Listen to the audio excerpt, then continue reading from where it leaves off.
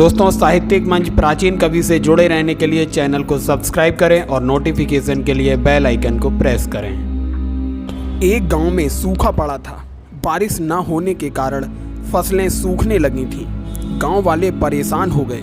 उन्हें लगने लगा कि इस साल पूरी फसल बर्बाद हो जाएगी। एक दिन गांव में एक साधु आया और मस्त होकर नाचने लगा।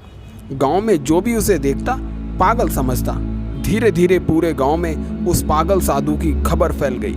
लोग उसके आसपास इकट्ठा हो गए और उसका मजाक भी उड़ाने लगे। तभी अचानक बादल घुमड़ने लगे और जोरों की बारिश शुरू हो गई। साधु ने नाचना बंद किया। गांव वालों को आश्चर्य की कोई सीमा नहीं रही। वे हाथ जोड़कर साधु से क्षमा मांगने लगे। उस दिन के बाद से साधु गांव में ही एक कुटिया बनाकर रहने लगा। जब भी सूखा पड़ता वह नाचने लगता और बारिश हो जाती। वह बारिश वाले बाबा के नाम से प्रसिद्ध हो गया। एक बार शहर के कुछ लड़के गांव में घूमने आए। जब उन्होंने बारिश वाले बाबा के बारे में सुना तो उन्हें यकीन नहीं हुआ। उन्होंने गांव वालों से कहा कि अगर साधु बाबा के नाचने से बारिश हो सकती है तो हमारे नाचने से भी हो सकती है। उन्होंने नाचकर बारिश करवाने की चुनौती ले ली। अगले दिन एक मैदान में सारे गांव वाले इकट्ठे हो गए। साधु भी वहां था और चारों लड़के भी। चारों लड़कों ने नाचना शुरू किया। 1 घंटा बीत गया पर बारिश नहीं हुई। एक लड़का नाचते नाचते थक गया। एक लड़का नाचते नाचते थक गया और बैठ गया। 1 घंटा और बीत गया, बारिश नहीं हुई। दूसरा लड़का भी थक कर बैठ गया।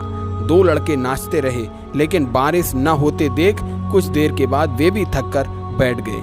उसके बाद साधु ने नाचना शुरू किया। 1 घंटा बीत गया, बारिश नहीं हुई पर साधु नाचता रहा। 2 घंटे बीत गए, बारिश नहीं हुई पर साधु फिर भी नाचता रहा। साधु को नाचते नाचते शाम हो गई। चारों लड़के सोचने लगे कि यह साधु तो व्यर्थ ही नाच रहा है। तभी अचानक बारिश शुरू हुई। साधु ने नाचना बंद किया पर गांव वाले झूम उठे।